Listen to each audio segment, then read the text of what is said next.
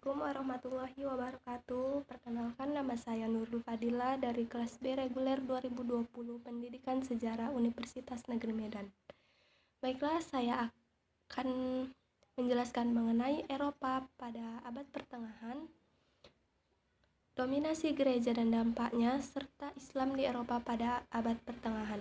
Adapun tugas ini dibuat untuk memenuhi tugas mata kuliah sejarah Eropa dengan dosen pengampu Ibu Apriani Harahap SPD MA. Baiklah, langsung saja kita masuk ke penjelasannya. Yang pertama ada Eropa pada abad pertengahan. Karakteristik abad pertengahan. Zaman ini ditandai dengan tampilnya para teolog di lapangan ilmu pengetahuan, yang mengakibatkan seluruh aktivitas ilmiah selalu dikaitkan dengan aktivitas keagamaan.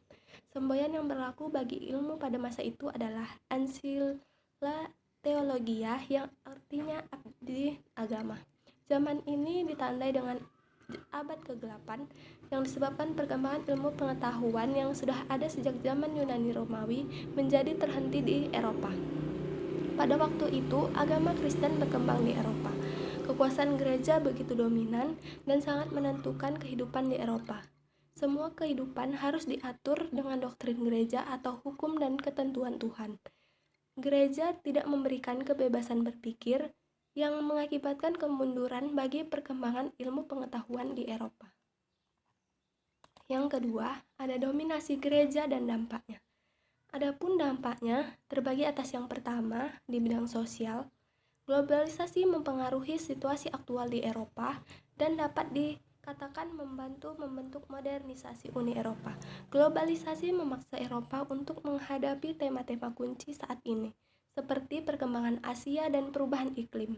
Pada saat yang sama, masalah imigrasi massal, kejahatan transnasional, dan bahkan terorisme belum juga dapat terselesaikan. Selain itu, Eropa juga harus tetap terbuka dan menyediakan keamanan dan jaminan sosial bagi warganya. Yang kedua, di bidang agama, Kristen adalah agama paling gigih di Eropa. Sejak abad pertama, kekristenan telah dipraktikkan di Eropa dan banyak surat Paulus telah dikirim kepada orang-orang Kristen yang tinggal di Yunani dan Kekaisaran Romawi. Yang ketiga, ada arus pemikiran. Pengaruh pemikiran dan peristiwa penting di Eropa sangat berpengaruh dalam bidang sosial. Salah satunya pengaruh dalam bidang sosial adalah munculnya masyarakat yang menganut agama Katolik dan Kristen Protestan. Penyebaran agama Kristen Protestan mulai terjadi pada masa pemerintahan Gubernur Jenderal Raffles. Penyebaran agama ini dilakukan oleh Netherlands Zendeling Genootschap atau NZG, yaitu organisasi yang menyebarkan agama Kristen Protestan berdasarkan Alkitab.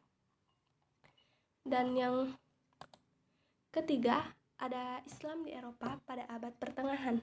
Dengan pesatnya perkembangan Islam di Asia dan Afrika, Islam pun mulai menyebar ke Eropa, yang dipimpin oleh pemimpin dari Afrika Utara melalui semenanjung Liberia di bawah kepemimpinan Tariq bin Ziyad, yang bahkan pasukan Islam bisa melewati pegunungan Pyrenean yang akhirnya diduduki oleh tentara Prancis di bawah Karl Martel di kota Poitiers. Terakhir, kekhalifahan Umayyah menuju semenanjung Liberia yang dikenal dengan Umayyah II dengan ibu kota Cordoba. Perkembangan ilmu pengetahuan dan kebudayaan. Faktanya, Eropa sangat berterima kasih kepada Islam karena banyak sekali peradaban Islam yang mempengaruhi Eropa, seperti Spanyol, Perang Salib, dan juga Sisilia. Spanyol sendiri adalah tempat terpenting bagi Eropa untuk menyerap ilmu pengetahuan dan budaya Islam dalam bentuk politik, sosial, ekonomi, budaya, dan pendidikan. Beberapa perkembangan dalam Islam adalah sebagai berikut, yaitu yang pertama, bidang politik. Keseimbangan kekuatan disebabkan oleh hubungan yang tidak bersahabat antara Umayyah II dari Andalusia di barat dan Kekaisaran Caroline di Prancis, sedangkan Abbasiyah di timur berkonflik dengan Kekaisaran Bizantium di timur Balkan. Dinasti Abbasiyah juga memusuhi Umayyah II ketika merebut kekuasaan pada 750 Masehi. Kekaisaran Caroline bermusuhan dengan Kekaisaran Bizantium Timur dalam perjuangannya dengan Italia. Oleh karena itu, dinasti Abbasiyah bersekutu dengan Kekaisaran Caroline, sedangkan Umayyah bersekutu dengan Bizantium Timur. Dan yang kedua, di bidang sosial ekonomi, Islam menguasai Andalusia pada 711 dan Konstantinopel pada 1453. Situasi ini berdampak besar pada perkembangan Eropa. Maksudnya Islam menguasai Timur Tengah yang kemudian menjadi jalur dari Asia ke Eropa. Saat itu perdagangan ditentukan oleh negara-negara Islam yang membuat mereka menemukan Asia dan Amerika. Selanjutnya yaitu yang ketiga ada bidang kebudayaan. Melalui bangsa Arab atau Islam, Eropa dapat memahami ilmu pengetahuan kuno seperti dari Yunani dan Babilonia. Tokoh-tokoh yang berpengaruh Islam dan ilmu kebudayaan terdapat banyak dari umat Islam. Yang keempat, ada bidang pendidikan, di mana banyak anak muda Eropa belajar di universitas Islam di Spanyol seperti Cordoba, Seville, Maracas, Granada, dan Salamanca. Selama studi di universitas-universitas tersebut, mereka aktif menerjemahkan buku-buku karya ilmuwan Muslim. Pusat terjemahannya adalah Toledo.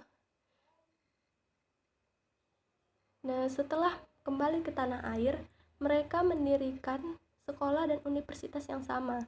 Universitas pertama di Eropa adalah Universitas Paris, yang didirikan pada tahun 1213 Masehi.